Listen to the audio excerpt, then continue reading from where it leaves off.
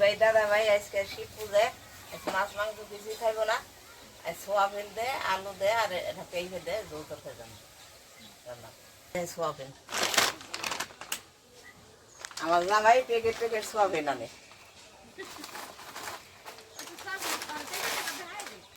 ডাইলে নিলাম কত করে রান্না করে। আমি আগে আলু কাটছি, আমার এই যে পাইপে একটু কাটুন সাইজ মতো দিমু,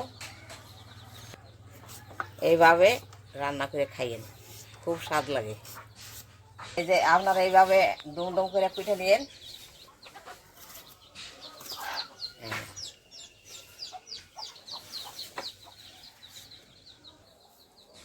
গরম জল করে সোয়াবিন করা ধুয়ে নিলাম, এই যে দুর্গন্ধ পায় সময় সময়, এবার ধুয়ে নিলে তো গন্ধটা দিয়ে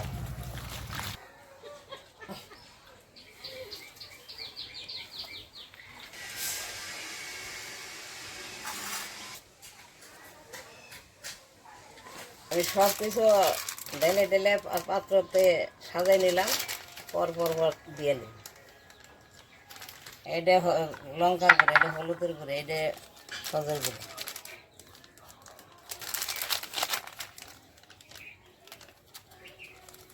দিদি ভাই দাদা ভাই আগে তো ময়লা লালা কাপড় পরছিলাম, ভালো লাগলাই, তখন আমার একটা শাড়ি বুঝে আজকে পুজোর দিন, আজ শীত পুজো এই জায়গায় আমি এলাচ দিয়ে ভাইজে নিলাম, রাঙ্গড়া ভাইজে নিলাম, তার মধ্যে দুইটা পাঁচফোড়ন দিলাম,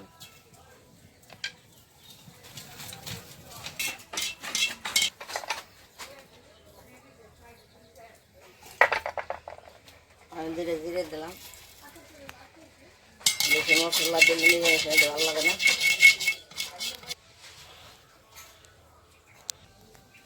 আমি তেল দিয়ে দিলাম, কড়াইটা এসে গেছে,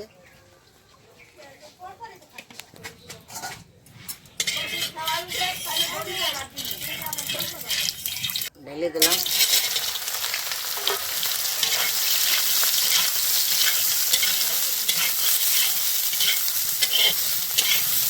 আগে একটু লবণ দিলাম,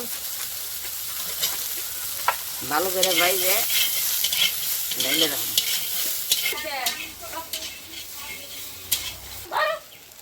হালকা একটু হলদি দিয়ে দিলাম, বেশি হলদি দিলে পুড়ে যাবে। হলুদ দিয়ে নাড়াচাড়া করলাম, ঢেলে দিলাম।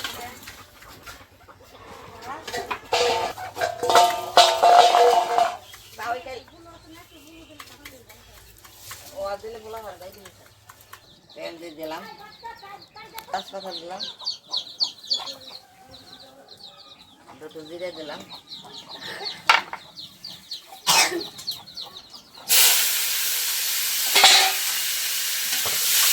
এইভাবে আলুটা ভালো করে কষাইয়ে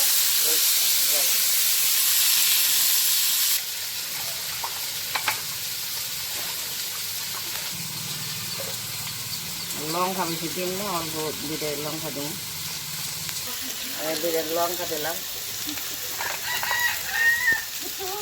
লবণ দিলাম, হলুদ ধনের গুঁড়া একটু দিলাম, লঙ্কার গুঁড়া দিলাম, এই যে সামান্য হলুদের গুঁড়া দিলাম, আমি জল দিলাম,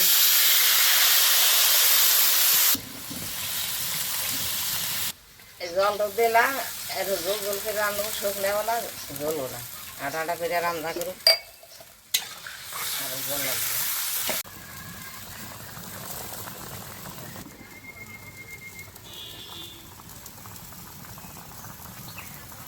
এই দুইটা এলাচ দিলাম, একটু রঙ দিলাম, দুইটা পাতা, দুইটা জিরে, এটা পাঁচফোড়ন, যা যা ভাজলাম এটা বাইটে নিলাম, তরকারি দই এলি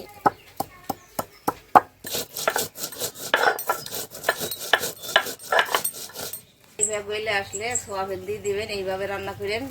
আমি ঢেলে দিলাম।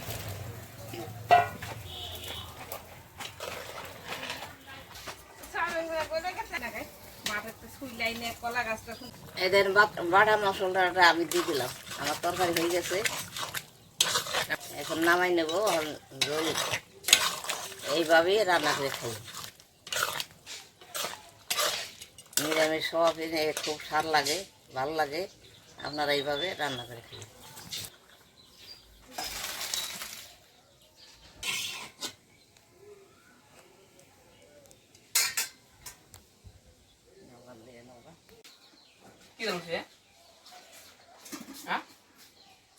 দেখ খাইয়ে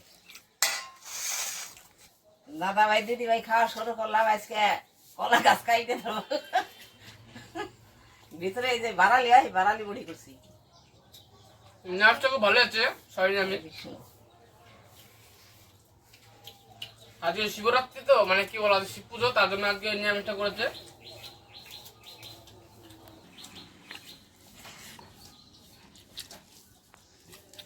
সত্যি বাড়ালি বুড়ি বলিস। সবের নিরামিষটা খুবই ভালো হয়েছে।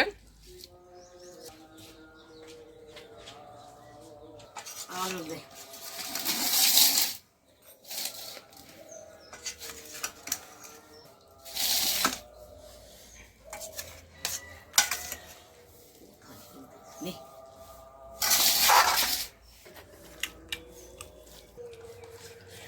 তো এভাবে আপনারা যদি না খেয়ে থাকেন অবশ্যই রান্না করে খাবেন, আর যদি খেয়ে থাকেন তাহলে অবশ্যই কমেন্ট করে জানাবেন কিরম স্বাদ।